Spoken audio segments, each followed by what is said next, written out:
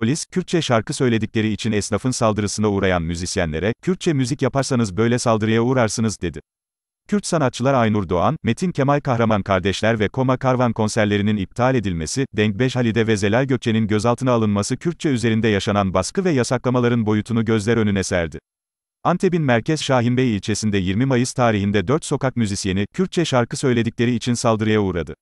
Sokakta şarkı söyledikleri sırada Ciğerci Mustafa isimli mekanın sahibinin sözlü saldırısına uğradı. Kürtçe söylemeyin kimse anlamıyor, diyen esnaf, şarkılarını söylemeye devam eden gençlere önce hakaret etti, ardından da hoparlör sistemiyle Türk milliyetçiliğini öven şarkılar açtı.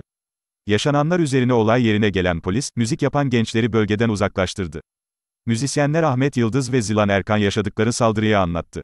Müzisyenlere nefret içeren sözler. Arkadaşlarıyla birlikte müzik yapmak için meydana geldiklerini söyleyen Ahmet Yıldız, işletme sahibinin yanlarına gelerek hoparlörden kin ve nefret içeren siyasi şarkılar açtığını ve "Siz Kürtçe şarkılar açıp Kürtçe şarkılar söylerseniz biz de böyle şarkılar söyleriz" dediğini anlattı.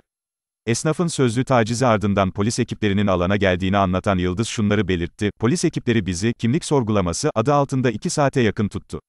Sonra da bize, siz de Kürtçe şarkı söylemeyin millet anlamıyor.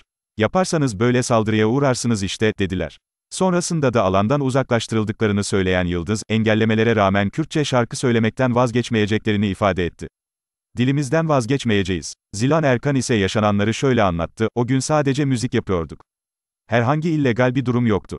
Müzik yaptığımız yerde bize, Kürtçe söylemeseniz daha iyi, burası Türkiye, diliniz hoş karşılanmıyor, dediler.